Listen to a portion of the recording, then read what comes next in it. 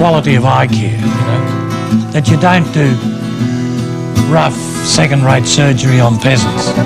That was the gospel according to Fred, the pioneering New Zealand eye surgeon who became known the world over for his work curing the blind.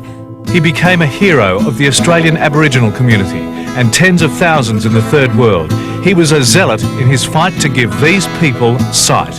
In Australia, Eritrea, Nepal, Vietnam, Fred Hollows carried out thousands of relatively simple operations that turned darkness into light. And even more significantly, his work will live on through his training of local doctors and the setting up of lens factories in these poor countries. Now we've shown, or we're in the process of showing, that we can make intraocular lenses that cost between $150 and $350 here. We can make them between $3 and $8 in the Third World.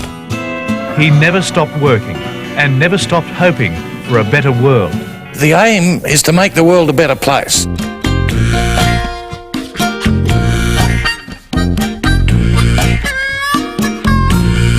I can see clearly now the red. Well, you can tell by the smile on his face that he can see.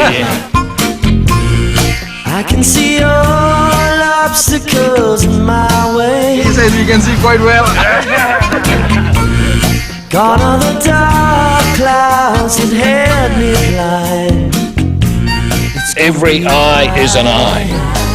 Bright. More than 5 out of 6 people in the world, when they get cataracts, they're stuck in the back room.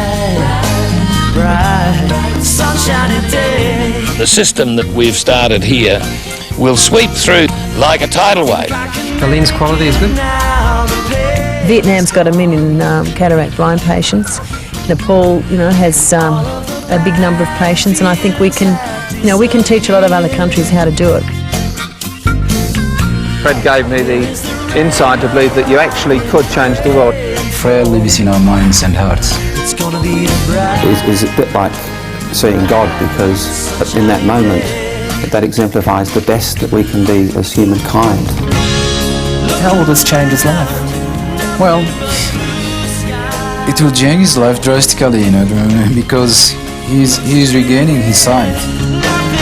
She told me she's been blind for so long that she can't even remember how long. And she's been put in a dark room, groping around for about 10 years, and her grandchildren have been leading her around. And she says she knows how their hands feel, but she's never seen their faces. So in fact now she's crying at the prospect of seeing her grandchildren. So it also makes me feel very happy. Astonishingly, the return of sight is not only rapid, but complete to what it was before the cataract.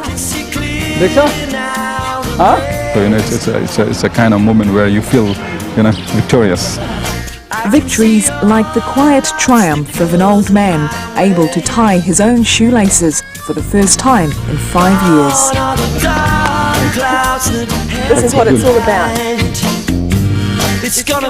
When you think that this little tiny piece of plastic can cause that response in somebody, this is arguably the most profound surgical intervention that you can have in a century. In 4 minutes this man can give somebody their life back. I think it's wonderful.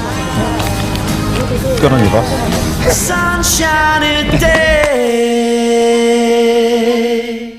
Give a man a fish and you feed him for a day. Teach him to fish and he will live. You've given him food for life.